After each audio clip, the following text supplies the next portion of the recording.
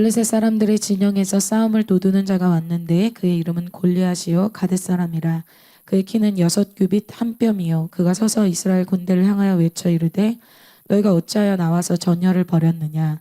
나는 블레셋 사람이 아니며 너희는 사울의 신복이 아니냐. 너희는 한 사람을 택하여 내게로 내려보내라. 그가 나와 싸워서 나를 죽이면 우리가 너희의 종이 되겠고 만일 내가 이겨 그를 죽이면 너희가 우리의 종이 되어 우리를 섬길 것이니라. 사울과 온 이스라엘이 블레셋 사람의 이 말을 듣고 놀라 크게 두려워하니라. 다윗이 사울에게 말하되 그로 말미암아 사람이 낙담하지 말 것이라.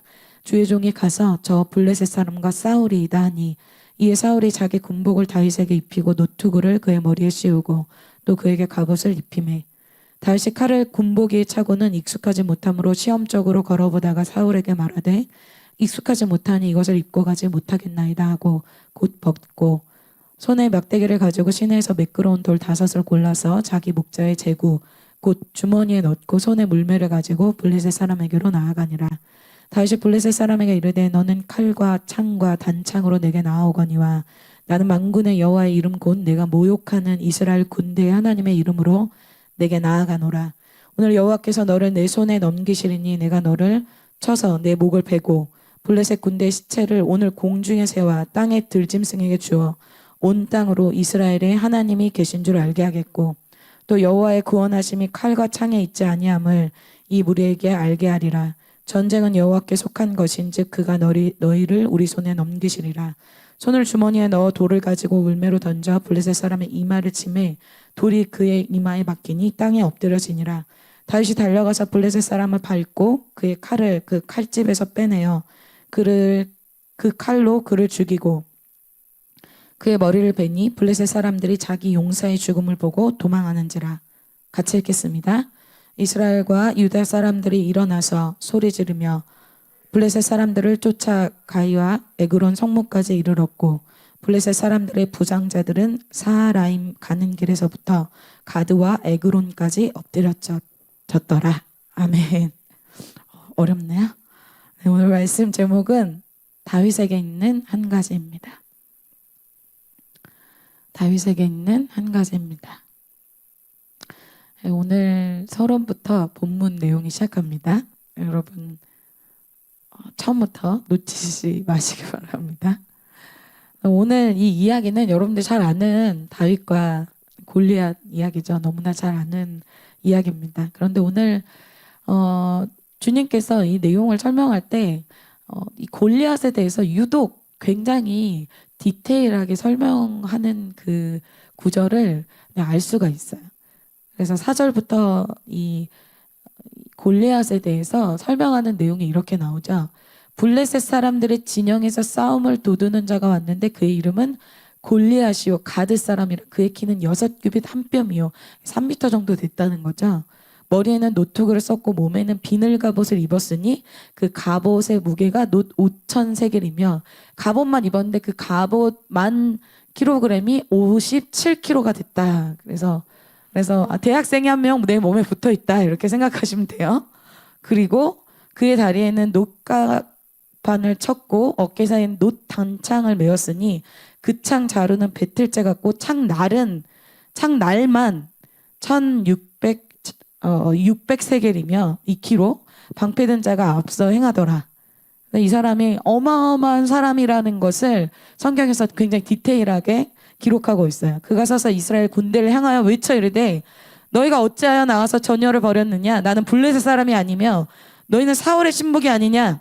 너희는 한 사람을 택하여 내게로 내려보내라.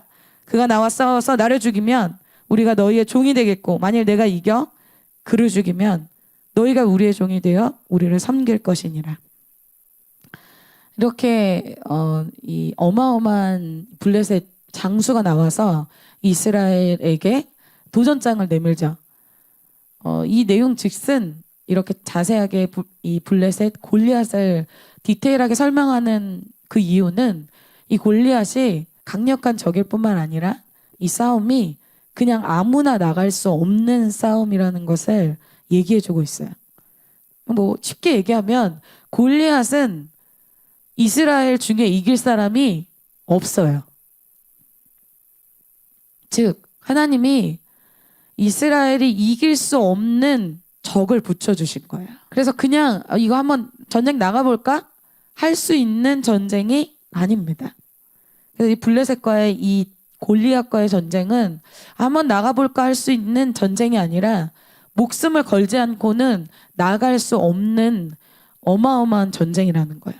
하나님이 그런 싸움을 이 이스라엘에게, 이스라엘의 환경에게 그런 사건을 주셨다는 거죠. 그런데 이 전쟁을 주신 이유는 이 전쟁을 통해서 하나님께 속한 사람과 하나님께 속하지 않은 사람이 아주 크게 나뉘어집니다. 그래서 사실 고대 시대는 전쟁을 자신들이 믿는 그 신들의 전쟁으로 믿었어요. 그래서 오늘 내용을 보면 이 다윗이 골리앗 앞에 막 나갈 때 골리앗이 어떻게 하냐면 다윗을 보면서 자기 신들의 이름으로 막 저주하기 시작해요. 우리로 치면 방언을 한 건가? 그런 느낌으로 신들의 전쟁이라고 할 수 있어요. 사실 하나님께서 이게 신들이 전쟁이라면 골리앗을 보면서 골리앗에게 불을 내려서 바로 죽게 할 수 있다는 거예요. 그런 내용이 구약에 나와요. 엘리야가 산 위에서 있을 때 엘리야를 잡기 위해서 군대들이 막 옵니다. 그때 엘리사가 내가 하나님의 사람이면 이 불을 내려서 그 사람들이 살라질 것이다. 그렇게 얘기할 때 하나님이 불을 확 내려서 그 군인들을 다 태워서 죽게 합니다. 뭐 골리앗 한 명 정도야. 물론 3m긴 하지만 하나님께서 금방 해치울 수 있다는 것이죠. 그런데 이 악한 자가 나와서 40일 동안이나 조석으로 나와서 아침과 막 저녁으로 나와서 하나님의 이름과 또 하나님의 백성들 막 모욕하는데 그것을 그냥 두십니다. 하나님이 계획이 있으시다는 거예요. 하나님은 하나님의 사람들에게 굉장히 관심이 있으십니다. 이런 사건 속에서 하나님의 사람들이 어떤 반응을 보이는가 이것을 보세요. 여러분의 삶에 내가 도저히 해결할 수 없는 어떤 고난과 어떤 문제와 어떤 사건을 통해서 그것을 내가 어떻게 반응하는가를 주님이 보신다는 거예요. 그리고 그 반응에 따라서 하나님이 하나님의 사람들과 그렇지 않은 사람들을 나누게 됩니다. 여러분 성경에서는 예수님이 다시 오실 날이 가까워지면 가까워질수록 마지막 때가 가까워지면 가까워질수록 어떻게 된다? 시대가 더 좋아지고 선한 사람들이 나타나는 것이 아니라 고난이 많고 큰 환난이 기다리고 있고 악한 사람은 더 악하여진다고 말하고 있어요. 그때 시대가 악해질수록 어떻게 될까요? 하나님에 속한 사람과 속하지 않은 사람이 그 고난으로 인해서 아주 극명하게 나뉘어지게 됩니다. 뭐 사실 고난 때문이 아니라 그동안의 신앙이 고난이라는 어떤 골리앗이라는 사건 앞에 아주 극명하고 리얼하게 실체를 드러내는 것이에요. 갑자기 그렇게 된 게 아니라는 거예요. 그래서 오늘 이 골리앗이라는 사건 앞에 다윗의 이 신앙과 사울의 신앙이 아주 극명하게 드러납니다. 그래서 오늘 말씀을 통해서 주님이 우리의 모습을 정죄하는 것이 아니라 사울의 이 모습을 통해서 우리 안에 있는 신앙의 찌꺼기들을 주님이 제거하시고 우리가 정말 다윗과 같은 신앙으로 저와 여러분들을 변화시켜 주기를 원하십니다. 그래서 오늘 이 말씀을 통해서 우리 신앙의 한 주소, 지금 나의 신앙에 제거돼야 될 찌꺼기들을 깨닫게 되고 또 인정하시고 또 회개하셔서 새롭게 되는 기회가 되시기를 축복합니다. 오늘 이 골리앗과의 전쟁에서 첫 번째 나오는 사람이 이 사울인데요. 40일 동안 이 골리앗이 막 조롱하면서 얘기하는데 사실 정작 이 전쟁에 나와야 될 사울이 나오지 못하고 있었죠. 사실 나가지 않는 것이 아니라 이 사울이 이 전쟁에 나갈 수가 없습니다. 왜냐하면 두렵기 때문이죠. 근데 사울 왕은 여러분 전쟁을 많이 치른 왕입니다. 그런데 사울이 이 두려움에 사로잡혀서 지금 이 블레셋과의 골리앗과의 전쟁에 나갈 수가 없어요. 11절에 이렇게 얘기하고 있어요. 형제님들이 한번 크게 읽어주시겠습니다. 시작. 사울이 크게 지금 두려워하고 있는데 사울 왕은 원래 처음 이 왕의 기름 부으심 받았을 때 이런 모습이 아니었어요. 처음 모습과는 매우 다른 모습을 보여줍니다. 처음 사무엘에게 왕의 기름 부으심을 받고 오늘 이 처음 사울 왕이 이 왕의 기름 부으심을 받고 겪은 전쟁이 누구와의 전쟁이었냐면 암몬과의 전쟁이었어요. 이 암몬과의 전쟁이 블레셋의 전쟁과 굉장히 비슷했습니다. 성경에서 암몬을 찾아보면 암몬 사람들이 굉장히 잔인했다라는 것을 기록하고 있거든요. 그래서 이스라엘이 이 암몬이 너무 두려워서 암몬 사람들에게 화친을 청할 때 암몬 사람 나하스가 나와서 너희의 오른 눈을 다 빼면 내가 화친해줄게 이렇게 얘기할 정도로 암몬 사람이 굉장히 잔인성이 있고 또 그들을 말로 골리앗처럼 모욕했습니다. 조롱했어요. 그때 왕이었던 사울이 왕의 기름 부으심을 받았던 사울이 그 소식을 듣고 거룩한 분노가 일어나서 전쟁을 주도해서 리더십을 갖고 카리스마를 갖고 이 암몬 사람을 완전 격파하는 그러한 내용이 나옵니다. 그것이 사무엘상 11장 2절부터의 내용이에요. 암몬 사람 나하스가 그들에게 이르되 내가 너희 오른 눈을 다 빼야 너희와 언약하리라. 내가 오늘 이스라엘을 이같이 모욕하리라. 마침 사울이 밭에서 소를 물고 오다가 이르되 백성이 무슨 일로 우느냐 하니 그들이 야베스 사람의 말을 전하니라. 사울이 이 말을 들을 때 하나님의 영에게 크게 감동되매 그의 노가 크게 일어나 한 겨리의 소를 잡아 각을 뜨고 전령들의 손으로 그것을 이스라엘 모든 지역에 두루 보내어 이르되 누구든지 나와서 사울과 사무엘을 따르지 아니하면 그의 소들도 이와 같이 하리라 하였더니 여호와의 두려움이 백성에게 임함에 그들이 한 사람같이 나오는지라. 같은 사울이지만 처음 기름 부으심 이 사울이 첫사랑 때는 이런 강력한 카리스마와 리더십으로 이 전쟁을 이끌었다는 거야. 그래서 전혀 두려움이 없었습니다. 사울은. 심지어 이때는 어떤 때예요? 내용을 보면 이 5절에 보면 사울이 정식적으로 왕에 등극한 때가 아니에요. 그냥 사무엘에게 왕의 기름 부심만 받았지 7절이 아니라 5절. 네, 사울이 밭에서 소를 몰고 있었어요. 아직 정식 왕으로 이 왕의 자리에 오른 것도 아니에요. 그때 이미 성령으로 충만해서 이 사울이 이 전쟁을 주도적으로 두려움 없이 격파했다는 겁니다. 우리가 어때요, 여러분? 우리가 성령으로 충만할 때, 우리가 은혜가 있을 때 막 믿음으로 도전하는 것들이 많이 있죠. 그래서 막 물질을 막 많이 드리기도 하고 소원함 주시면 막 드리고 뭐 기도를 해볼까 막 기도에 막 도전하기도 하고 너 좀 뭔가 이렇게 헌신해볼까 헌신하기도 하고 막 이렇게 믿음으로 충만할 때 은혜로 충만할 때는 막 도전하는 일들이 많고 그것 때문에 막 간증이 많이 있습니다. 그런 간증이 있으셨던 때가 있으세요? 현수 형제님밖에 없나요? 있으세요, 여러분? 우리가 믿음이 있을 때는 은혜가 충만하고 주님의 사랑이 막 채워지고 막 느껴질 때는 막 두려운 게 없어요. 그죠? 그래서 막 도전해요. 아침에도 눈도 막 잘 떠지고 막 해도 막 뭐가 즐겁고 뭐 피곤하지 않고 막 그쵸? 근데 우리 믿음을 잃어버리면 파사삭 이제 뭔가 그런 모습이 사라지죠. 근데 지금의 사울의 모습이 그렇다는 거예요. 뭔가 직분도 정식적으로 있고 그리고 자기 군대도 있어요.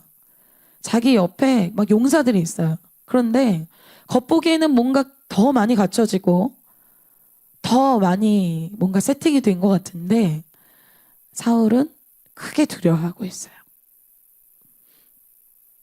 그 하나님이 주신 이 성령의 충만한 성령의 기름 부으심 그것을 소멸했기 때문입니다.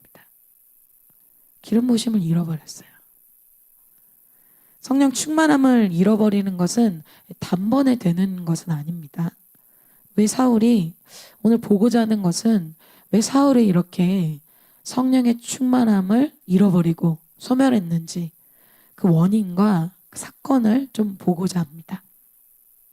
첫 번째는 사울의 인생에 이 성령의 기름 부으심을 잃어버린 이유는 첫 번째는 자기를 위한 인생을 살았기 때문입니다. 블레셋 사건이 있기 전에 이 사울의 이 두려워하는 모습이 이렇게 등장하기 전에 이 골리앗이란 사건이 있기 전에 이 사울의 모습에 대해서 성경에서 몇 가지를 이렇게 기록하고 있어요. 그 중에 사울이 사무엘의 기다리라는 말을 듣지 않고 그냥 자기가 부득이해서 제사를 드린 불순종의 사건이 나오거든요. 그때 이제 사울이 번제를 이 제사를 딱 드리자마자 사무엘이 딱 나타나서 그 일에 대해서 굉장히 강하게 책망을 합니다. 그것이 사무엘상 13장 13절에서 14절입니다. 네, 이것을 자매님들이 한번 읽어주시겠습니다. 굉장히 무서운 말이 선포됐어요. 자기의 영적 멘토, 이 목자, 어떻게 보면 영적 지도자인 사무엘을 통해 하나님의 말씀이 선포됐는데 굉장히 무서운 말을 했죠. 하나님 여호와께서 이스라엘을 위해 왕의 나라를 영원히 세울 계획이 있었는데 지금은 왕의 나라가 길지 못할 것이다. 왕에게 명령하신 바를 왕이 지키지 않았기 때문에 그의 마음에 맞는 사람을 구해서 백성의 지도자로 삼을 것이다. 두려운 말이죠. 심판의 메시지죠. 이렇게 강력한 심판의 메시지를 듣고 나서 계속 이제 사건이 나오는데 여러분 주님이 이런 심판의 메시지를 전했다고 해서 바로 사울을 심판하시지 않습니다. 왜냐하면 기회를 주세요. 돌이킬 수 있는 시간을 주세요. 그래서 어떤 사건을 주시냐면 아말렉을 다 진멸하라는 사건을 다시 한번 주십니다. 기회죠.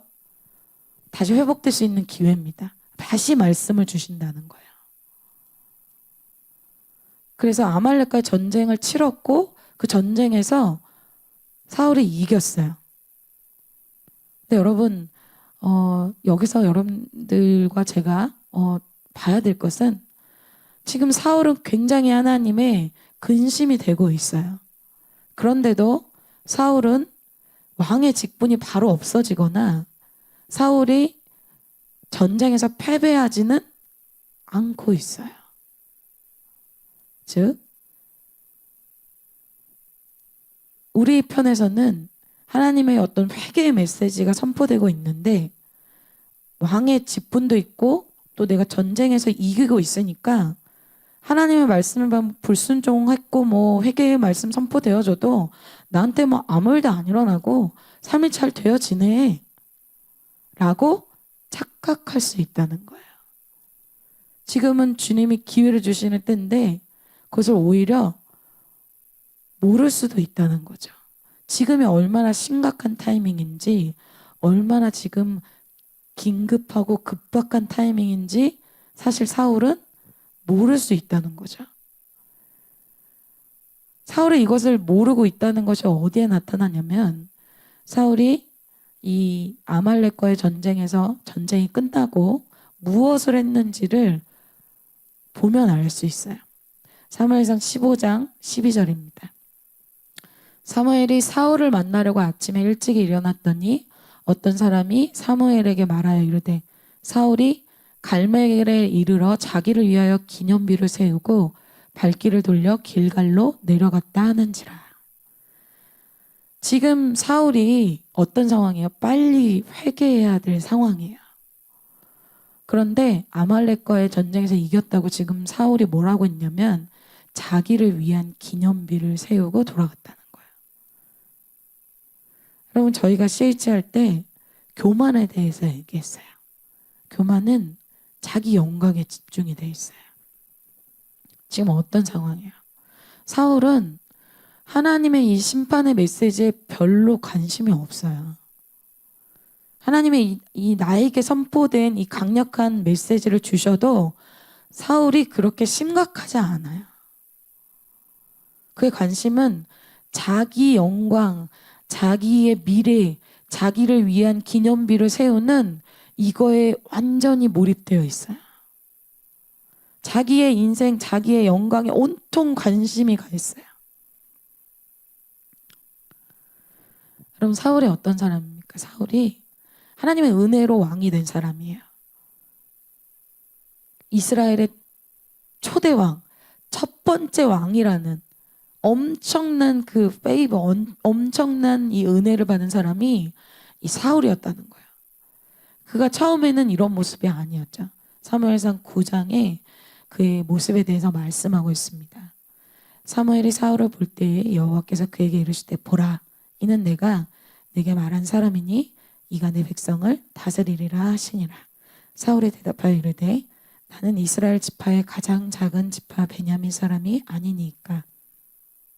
또 나의 가족은 베냐민 지파 모든 가족 중에 가장 미약하지 아니하니까 당신이 어찌하여 내게 이같이 말씀하시나이까 하니. 사울이 사울 자신을 볼 때도 자기가 왕이 될 사람이 아니라는 거, 그리고 내가 이런 은혜를 받을 사람이 아니라는 것을 사울이 알고 있었어요. 그러니까 자기가 왜 이런 은혜 받은지 좀 이해가 안 되는 거죠. 자기도 어리둥절한 거예요. 어떤 자기 노력이나 공로나 뭐 그런 게 전혀 없어요. 말 그대로 그냥 은혜였어요.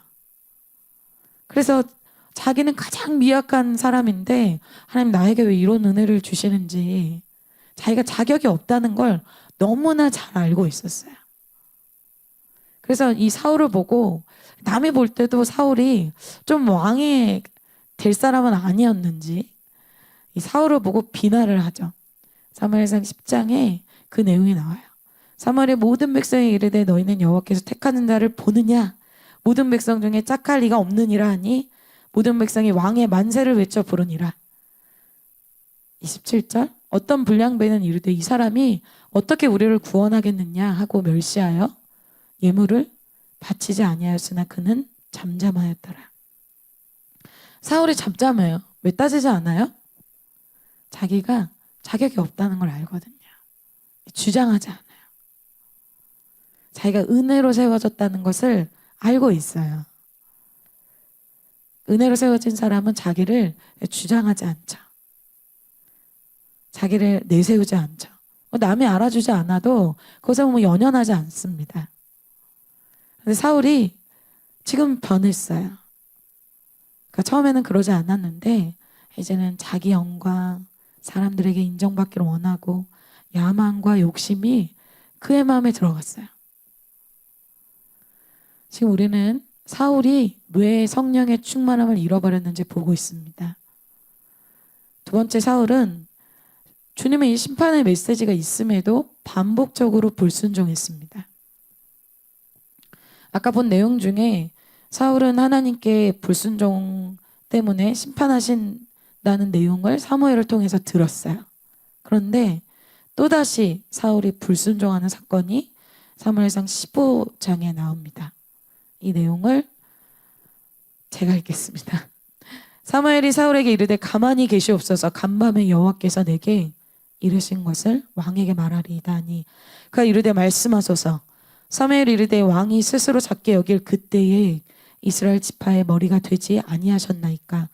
여호와께서 왕에게 기름을 부어 이스라엘 왕을 삼으시고 또 여호와께서 왕을 길로 보내시며 이르시기를 가서 죄인 아말렉 사람을 진멸하되 다 없어지기까지 치라 하셨거늘 어찌하여 왕이 여호와의 목소리를 청종하지 아니하고 탈취하기에만 급하여 여호와께서 악하게 여기시는 일을 행하셨나이까.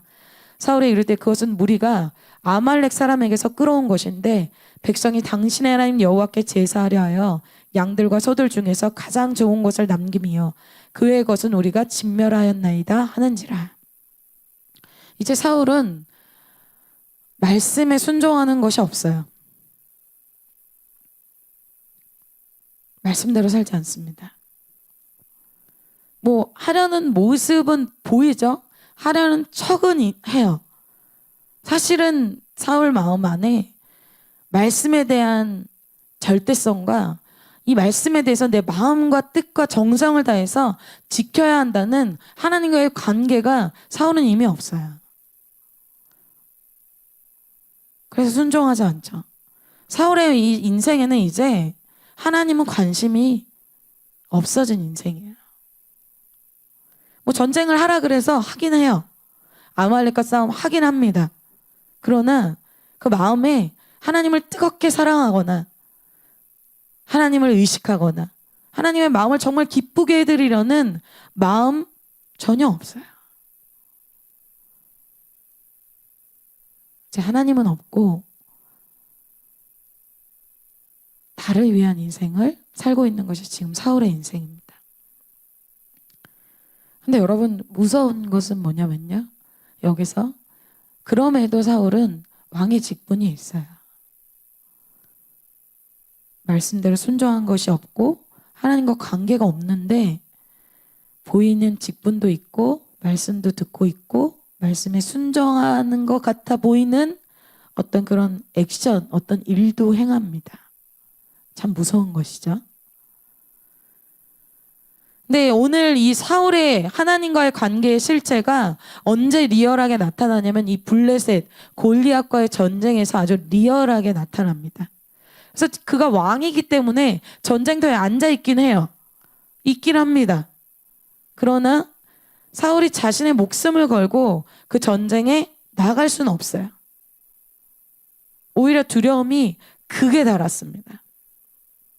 이때 왕이 아닌 전쟁의 군인도 아닌 한 사람이 나타나는데 그 사람이 바로 다윗입니다.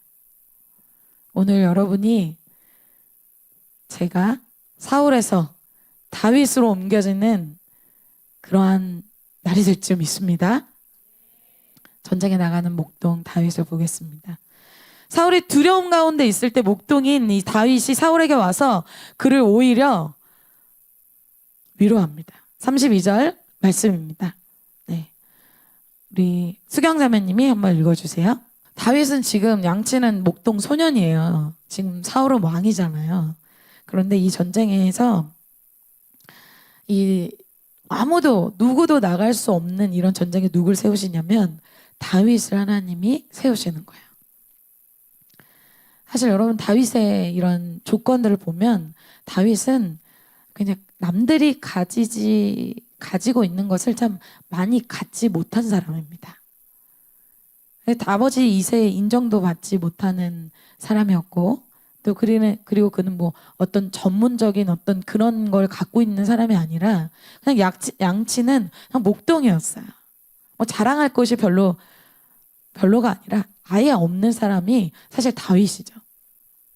그런데 그가 어떻게 전쟁에 나갈 수 있는지를 오늘 좀 보고자 합니다.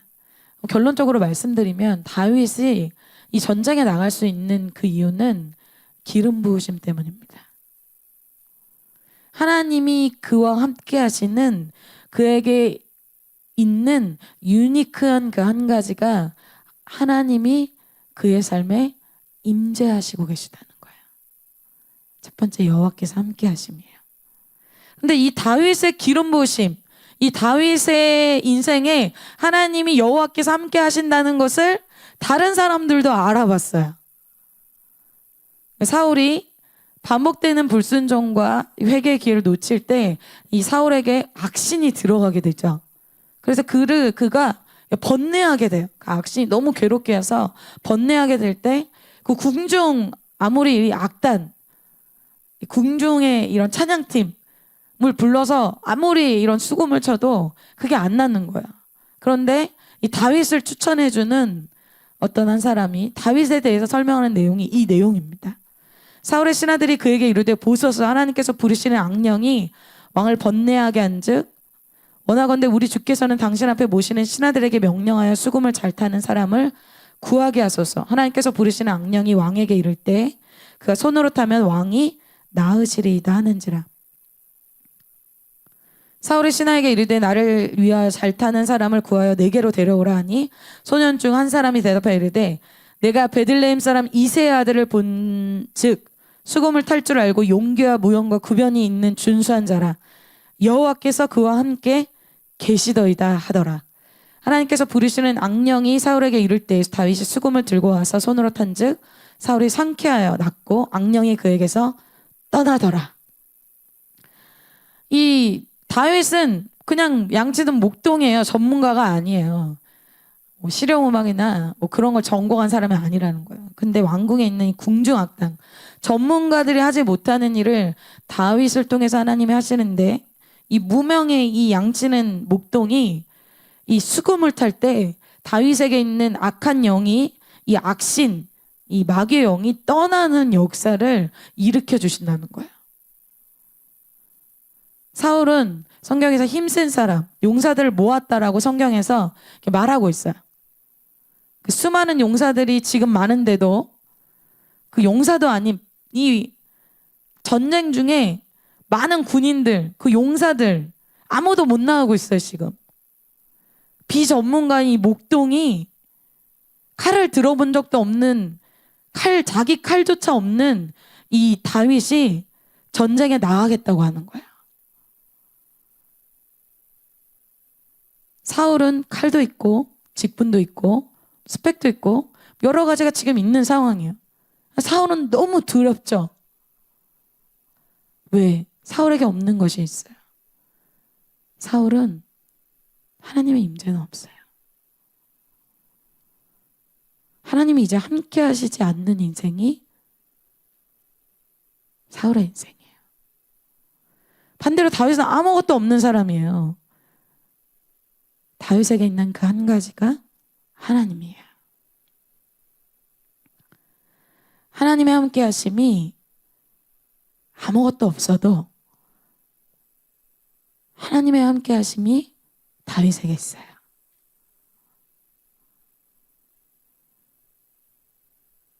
그러나 오늘 전쟁에 나가겠다고 다윗이 하자 사울이 어떻게 반응하는지 볼 필요가 있습니다. 하나님 없이 사는 사울은 다음 세대 이 목동인 다윗을 어떻게 멘토하고 어떻게 돕습니까? 38절에 이에 사울이 자기 군복을 다윗에게 입히고 노투구를 그의 머리에 씌우고 또 그에게 갑옷을 입히매. 사실은 사울도 알고 있죠. 이 노투구와 이 갑옷이 다윗을 보호해 줄 수 없다는 것을 잘 알고 있습니다. 그것이 보호해 줄 수 있다면 자기가 나갔겠죠. 이것을 가지고 골리앗을 이길 수 없다는 것을 알고 있으면서도 사실 사울은 이것 외에는 다윗에게 알려줄 어떤 것도 없어요. 스펙을 많이 준비해.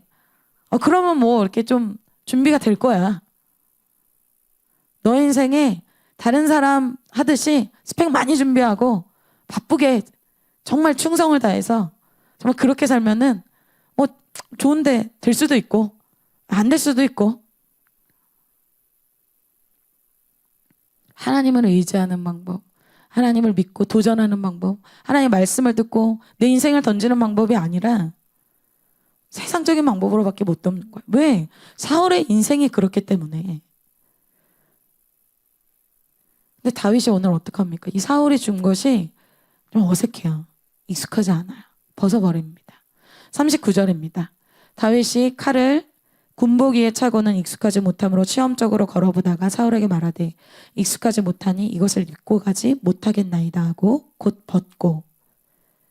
그리고 다른 준비가 아니라 오히려 이 다윗은 자신이 갖고 있던 평범한 이 물맷돌을 가지고 전쟁에 나갑니다. 40절 45절을 영현자매님이 한번 읽어주세요. 아멘. 다윗이 믿는 것이 있어요. 다윗이 물맷돌을 믿는 게 아니에요. 지금 다윗이 믿는 게 있어요. 자기 실력과 자기 힘이 아니에요. 하나님이에요. 자기 자신은 못할지라도 자신이 그동안 경험한 주님과의 만남과 간증이 있어요. 다시 자기가 양을 칠 때 목동을 하면서 사자와 이 곰의 위험으로부터 하나님이 자기를 보호해 주셨던 그 간증이 있어요. 자기가 만난 하나님이 있어요. 그 하나님을 믿습니다. 그런 간증이 너무 오래되면 어떻게 될까요? 지금 너무 이길 수 없을 것 같고 너무 어려울 것 같고 그거는 과거 얘기예요. 사울은 그것이 과거 이야기가 됐어요. 기억나지 않아요. 암몬 나하스에게 가서 그것을 격파한 것이 아주 먼 얘기예요. 다윗은 과거가 아니라 지금 내 삶에 그 하나님께서 일해 주실 것을 다윗이 믿었습니다. 마지막으로 이 다윗이 사실 나가지 않아도 되는, 다윗은 뭐 군인도 아니에요.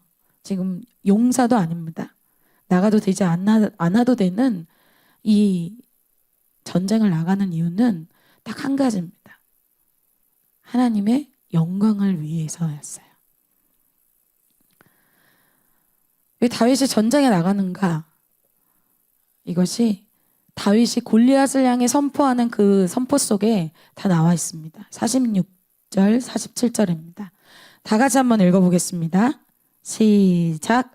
오늘 여호와께서 너를 내 손에 넘기시리니 내가 너를 쳐서 내 목을 베고 블레셋 군대의 시체를 오늘 공중의 새와 땅의 들짐승에게 주어 온 땅으로 이스라엘의 하나님이 계신 줄 알게 하겠고 또 여호와의 구원하심이 칼과 창에 있지 아니함을 이 무리에게 알게 하리라.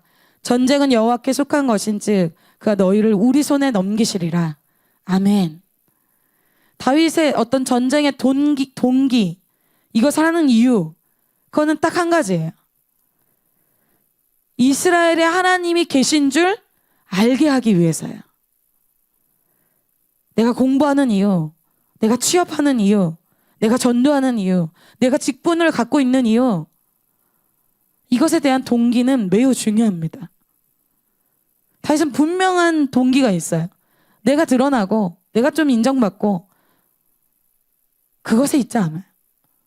나의 이것을 통해서 하나님이 드러나고 하나님이 지금도 역사하시는 분이라는 것을 나타내고 싶은 그 마음이 있어요.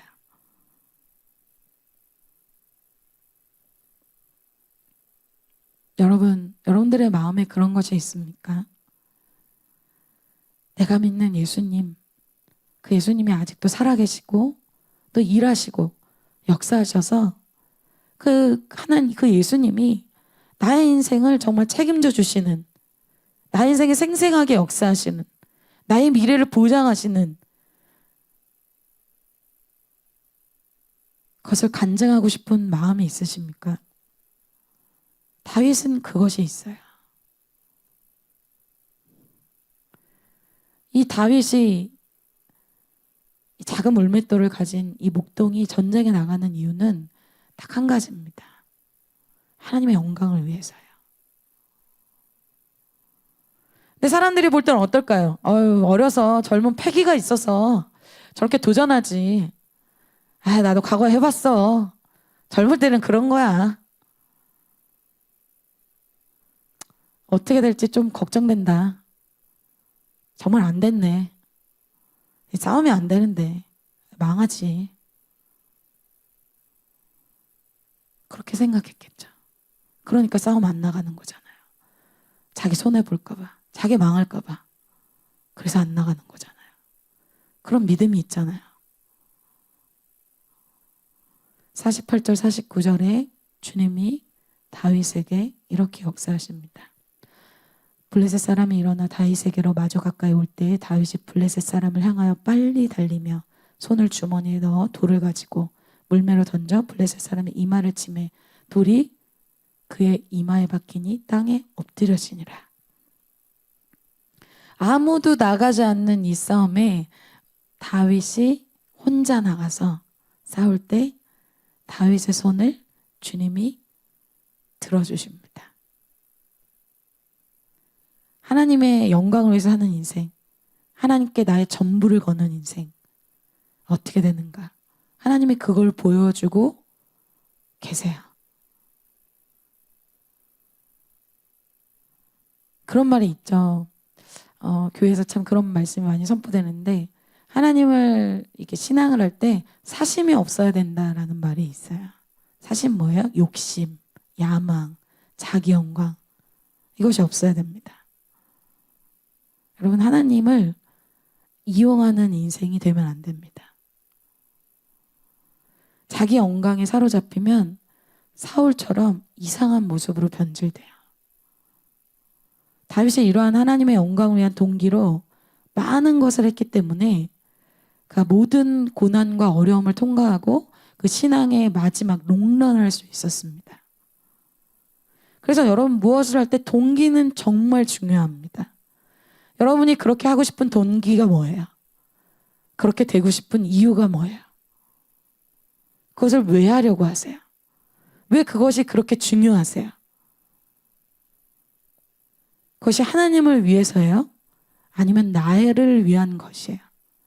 그것의 동기가 매우 중요하다는 거예요. 오늘 다윗이 싸움에 나간 건 자기를 위해서 나간 것이 아니죠. 이후에 다윗은 광야로 이 사건이 끝난 후에 광야로 들어가게 돼요. 악신이든 이 사울이 이 다윗을 쫓아왔기 때문이죠. 근데 지금 그 이후에 아주 강하게 이 다윗이 그곳에서 훈련을 받습니다. 생활이 어렵죠. 광야에서 훈련 끝내고 싶어요. 골리앗 죽인 것처럼 사울도 죽일 수 있어요. 골리앗도 죽였는데 골리앗 두려워하던 사울 다윗이 못 죽이겠습니까? 죽일 수 있어요. 그런데 다윗은 광야에 있어요. 하나님이 그곳에 있으라고 하면 자기는 거기 있는 거예요. 그게 기쁜 거예요. 그래서 하나님을 위해 사는 사람들은 내 형편이 풍부에 처하든지 비천에 처하든지 뭐 어려움에 처하든지 그곳이 힘들든지 안 힘들든지 그게 상관이 없어요. 그것이 하나님이 원하시는 것이면 그곳에 있는 것이죠. 왜? 그곳에 주님의 임재가 있기 때문에. 그래서 어디로 가느냐는 그렇게 중요하지 않아요. 다윗은 그게 중요하지 않아요. 왕이냐 아니냐 그거 중요하지 않아요. 하나님이 원하시냐 원하시지 않느냐가 중요해요. 다윗을 움직이게 하는 그 동기는 하나님 외에는 없어요. 우리가 다니엘서를 우리 CHC 할 때 봤죠? 다니엘을 무릎 꿇게 하는 것은 하나님밖에 없어요. 돈 때문이나 명예 때문이 아니에요. 돈이나 명예 때문에 하나님 버린 사람이 많잖아요. 제가 발런티어 학사로 있을 때 저는 예전에 이제 예수님 처음 만나고 선교에 대한 비전이 굉장히 컸습니다. 그래서 여러분 나이 때 23살 때 그때 이제 주님 저는 이제 아프리카 그 나라 중에 이제 어떤 나라를 보내시면 특별히 오지에 가서 이렇게 빨리 이렇게 어려운 데 가서 주님의 복음을 전하다가 순교하는 게 저의 어떤 그런 좀 갈망이었어요. 너무 멋있고 그렇게 살고 싶다. 그런데 주님 뭐 아니 가지 마. 그래서 훈련 받아. 그래서 뭐 한국에서 계속 있었죠. 그래서 나는 분명히 난 받았는데 아프리카. 그런데 자꾸 주님이 이제 한국에서 계속 훈련을 시키시고 저도 하루는 이렇게 예배를 드리는데 그때는 저희가 이 대학부가 금요일 날 예배 드렸어요. 근데 하나님이 자꾸 저에게 좀 뭔가 이렇게 그런 느낌이 들 때가 여러분 있나요? 하나님 뭔가 나한테 뭘 원하시는 것 같아. 근데 그때 어떤 걸 원하시는 느낌이 들었냐면은 저희 이제 캠퍼스 개척하는 개척 캠퍼스 중에 충주 캠퍼스가 있었어요. 건대 글로컬. 지금 저희 멤버 중에 건대 글로컬 없는데 이 건대 글로컬에 이 학사가 필요했어요. 그래서 제가 그걸 알고 있었어요. 그때 예전에 양정석 전도사님이 하시던 캠퍼스인데 제가 그 건대 글로컬을 부담이 계속 드는 거예요. 건대 글로컬에 대해서. 그래서 제가 아닐 거야. 그때도 저는 항상 하나님 인도하시면 잘 못 받아요, 제가. 그래서 아닐 거야. 그리고 그날도 이제 아니야. 그래서 그냥 건대 글로컬이 굉장히 이 좀 그 자살하는 사람도 많고 이렇게 좀 무덤에 지어진 캠퍼스예요, 거기가. 그래서 좀 강력하다 그런 얘기를 많이 들었어요. 그리고 또 멀기도 하고 그래서 좀 그런 거예요. 안 가고 싶은 거예요. 근데 그날 예배 때 왠지 하나님 오늘 좀 말씀을 주실 것 같다는 생각 때문에 예배 전에 제가 기도를 했어요. 하나님 오늘 주님 혹시나 정말 원하신다면 제가 충주 가는 학사 되겠습니다. 그랬어요. 기도를 했어요. 떨리죠. 다른 사람 막 자유하게 막 찬양하고 그런데 난 그날 자유하지 않아. 오늘 무슨 말씀이 선포될까? 그래. 근데 말씀이 딱 선포되는데 주님이 충주로 가라 그거였어요. 근데 싫은 거예요. 제 감정이. 근데 기도하는데 하나님 저 싫은데요? 조금 주님과 관계 친밀해지니까 또 이제 좀 싫은 것도 내색하고 주님 저 싫은데 근데 주님이 저한테 딱 한마디를 하시는 거예요. 그런 마음을 주시더라고요. 너 나를 위해서 아프리카까지 갈 수 있는데 충주는 싫으니?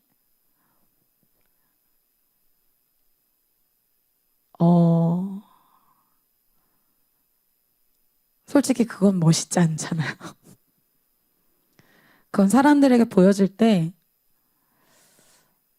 아무것도 아닌 인생 같아요. 그 얘기는 못 하겠더라고요. 근데 제 내면의 마음을 알고 있죠. 주님이. 그래서 그 사건 때문에 저의 이 신앙의 찌꺼기를 보게 됐어요. 내 안에 그런 게 되게 내려놨다고 생각했는데 그게 있구나.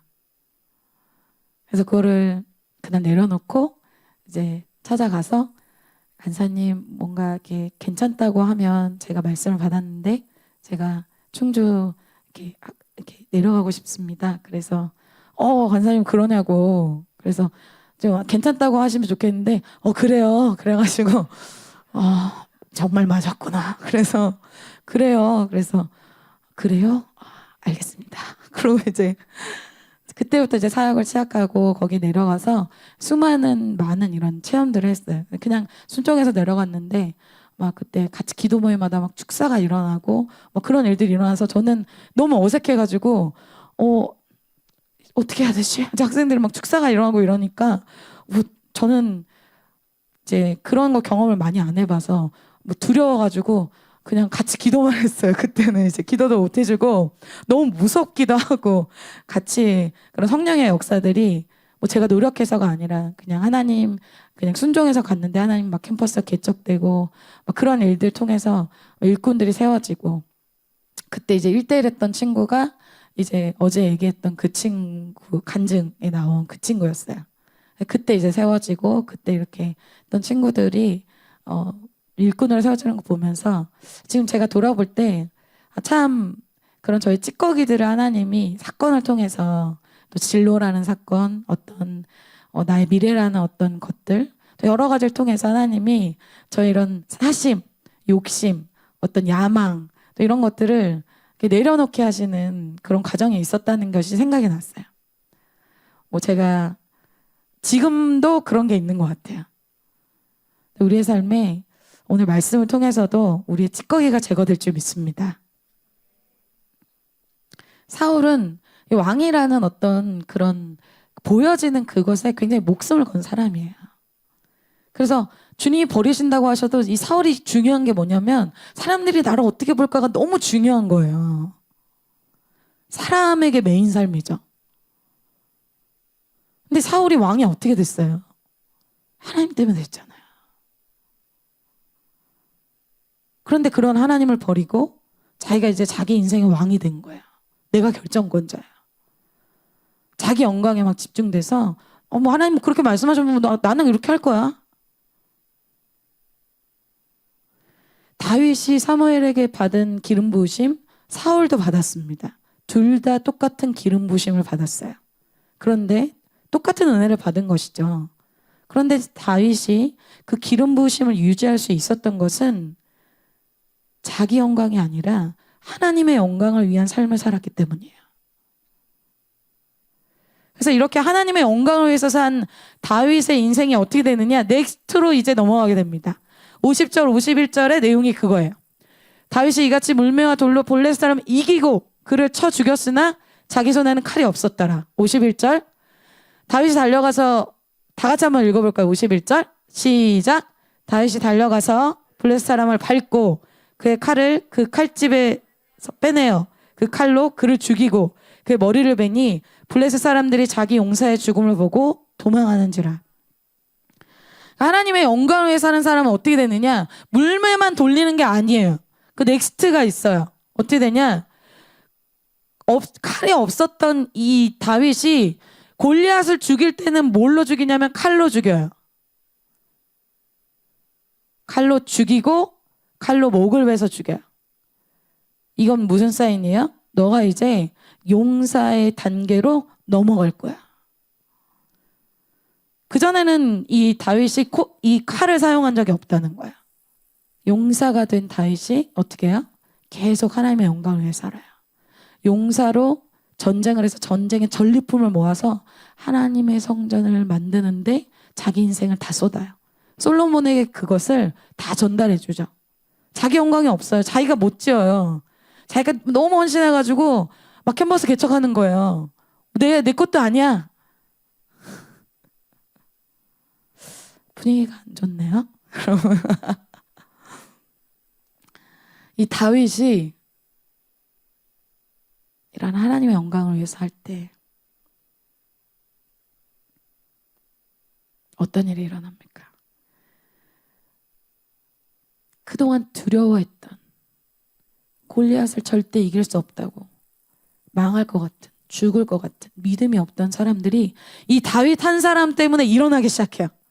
52절에 이렇게 얘기하고 있어요. 이스라엘과 유다 사람들이 일어나서 우와 막 소리 지르면서 블레셋 사람들을 쫓아 가이와 에그론 성문까지 이르렀고, 블레셋 사람들의 부상자들은 사헤라임 가는 길에서부터 가드와 에드론까지 엎드려졌더라. 이 다윗 한 사람 때문에 저 나가면 망할 거야. 저렇게 과격하게 하나님 앞에 자기 인생 던지는 사람 어떻게 되는지 한번 보자 했는데 어떻게 해요? 하나님이 어이없어 이기게 해주는 거야. 이건 이길 수 없는 싸움인데, 그걸 보면서 사람들이 믿음을 갖기 시작해요. 소망을 갖기 시작해요. 하나님을 믿고 자기 인생을 던진 그 사람이 어떻게 되는지 그 결말을 보면서 자기 인생도 던질 수 있게 돼요. 다윗의 카리스마는 주님의 임재 때문에 주어지는 것입니다. 여러분이 그런 이 세대에 하나님의 영광을 보여주는 다윗과 같은 사람이 되시기를 축복합니다.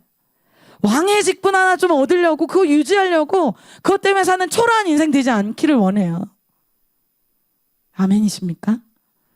그냥 여러분 A뿔 뭐 받아야 돼요. 여러분 받길 원해요. 저는 여러분이. 뭐 A뿔 막 자랑하지 마세요. 간사님 다 내려놨어요. 내려놓지 마세요. 그거. 그 얘기 아니에요. 여러분. 아시죠? 내 인생 하나님께 던져보는 거예요. 내 인생 가장 가치 있는 거에 던져보는 거야. 조금 남들보다 나은 상태, 조금 성적 잘 받고 조금 취업 잘 되고 그런 수준에서 살지 말라는 거야.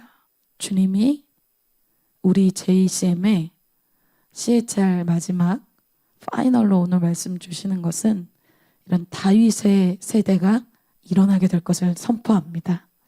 자기 영광에 사로잡힌 이 시대 속에서, 자기만을 위해 사는 이기적인 시대 속에서 하나님의 영광을 위해서 자기 인생을 과격하게 던지는 그런 프론티어적인, 개척자적인 그런 놀라운 세대들이 일어나게 될 것을 선포합니다.